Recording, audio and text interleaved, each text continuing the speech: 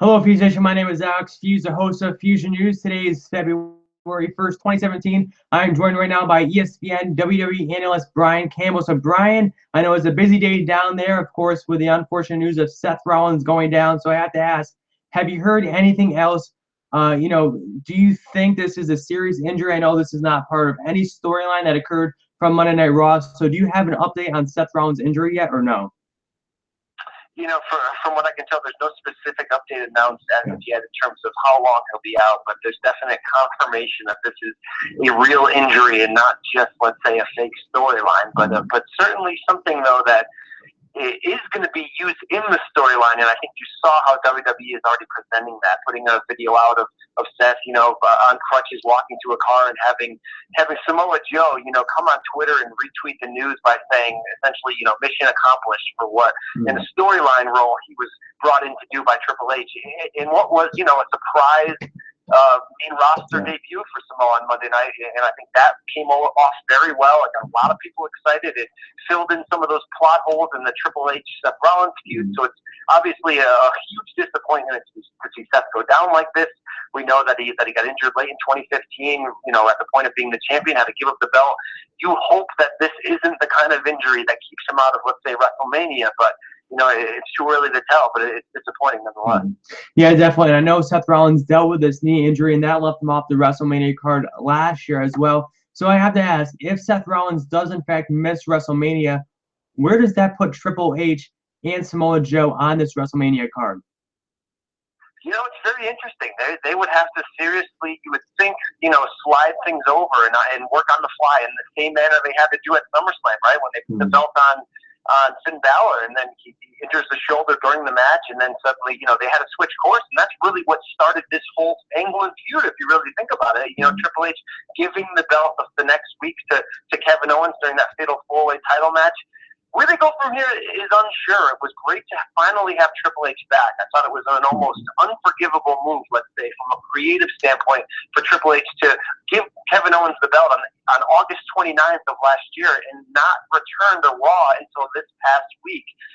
If I had to say, well, what would they do next? Look, the match that I wanted more than any, when we start fantasy booking WrestleMania, let's say last month, you start to look ahead to WrestleMania 33 and say, what match, if you could make any match, I want to see Triple H versus Shane McMahon. Because WWE is at its best when it plays on real life scenarios or real life situations and makes them feel bigger than they are. And there's always been that rumor going around that Triple H and brother-in-law Shane McMahon maybe not have always seen eye to eye. I think you work that family angle, that Raw versus SmackDown angle. I think there's a lot of money in that. I don't know if they're going in that direction, but if Triple H, let's say, just lost his WrestleMania dance partner, you could do a lot worse than working a match like that. Yeah, definitely. That would be a match that I would want to see as well. And of course, we'll talk the Royal Rumble right now.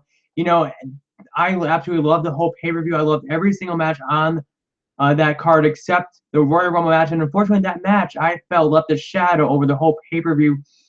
There really wasn't a major surprise. Of course, we had Brock Lesnar, Goldberg, and The Undertaker in that match. But the man that came out at number 30 was Roman Reigns. Now, he was not supposed to be in that match, so I guess you can consider Roman Reigns as a, surprise entrant. But I don't, the fans didn't want to see Roman Reigns come down at 30. They wanted to see a Samoa Joe or a Finn Balor. I was even hoping for a Shawn Michaels since they were in that hometown state. So I was, hoping who's going to be number 30. But unfortunately, when I saw Roman Reigns come down to the ring, I was a little upset about that. And of course, Randy Orton winning the match. I kind of wish it was Bray Wyatt. So I have to ask, what were your thoughts on that Royal Rumble match? I understand everyone's disappointment. I completely understand that because you didn't get the kind of winner. If you looked at 5, let's say, potential scenarios coming in that would have made you happy, you didn't get any of those scenarios. There wasn't those big ticket surprises that you mentioned. I think calling this match a disappointment, however, is a little bit overboard by some on social media. I think it was just imbalanced. You had that middle section, that 10 to 20 of entrants, where nothing happened in that match. Nothing of note that you really take home. Maybe action didn't really pick up until you got to the 20s when Randy Orton came in at 23, and you really saw that Wyatt family drama play out. And I think from then on, it was an incredibly well-booked Royal Rumble until that finish. I mean, that stretch of Brock Lesnar, The Undertaker, all the way through there with Goldberg, that was some real incredible stuff. I felt like maybe if you balanced that out differently over the whole 30, you would have had a much different reaction from fans. When you had the combination of Reigns coming in at 30, which really, stuffed a lot of people hoping that 30 spot would have been all those names you mentioned. And then you followed up with a winner that, while people like Randy Orton, don't like the spin-off idea of Orton facing John Cena at WrestleMania. Now, that's not saying, Alex, that we will see that. Obviously, a lot can change between now, the Elimination Chamber pay-per-view in 2 weeks, a lot can change. But you like, at the Royal Rumble, for the victor, for you to know where you're going from there, for you to know that this person winning equals this match at WrestleMania. And because we don't have that, because the lack of surprise has left a bad taste in people's mouth, I get the negative reaction. I think there was some spots that they certainly missed. There was a lot of pawns on the board. There was a lot more they could have done with the available names. I mean, to see Shinsuke Nakamura, Samoa Joe, just, essentially sitting there in the locker room, not being called upon, that was a disappointing feeling. Yeah, and the next night we saw what they were having planned for Samoa Joe, and I like that outcome as well. And of course, we also saw in that match, we saw Roman Reigns eliminate the Undertaker, which really, set forth this potential WrestleMania match between Roman Reigns and the Undertaker. And if in fact Roman Reigns defeats the Undertaker, the fans aren't going to like Roman Reigns anymore. So would they, really turn Roman Reigns as a heel if in fact he goes over the Undertaker at WrestleMania?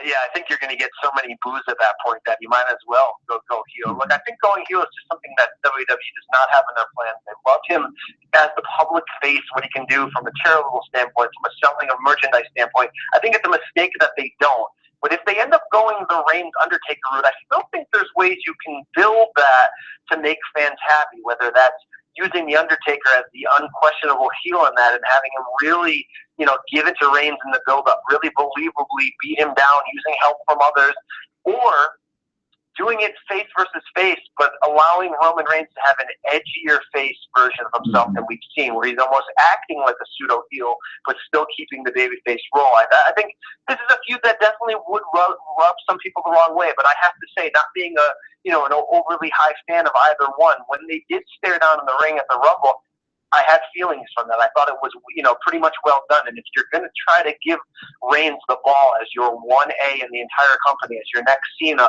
there's no greater rub you can give him than having him go over Undertaker at WrestleMania. So it's going to be a tricky walk if they're going to go that way.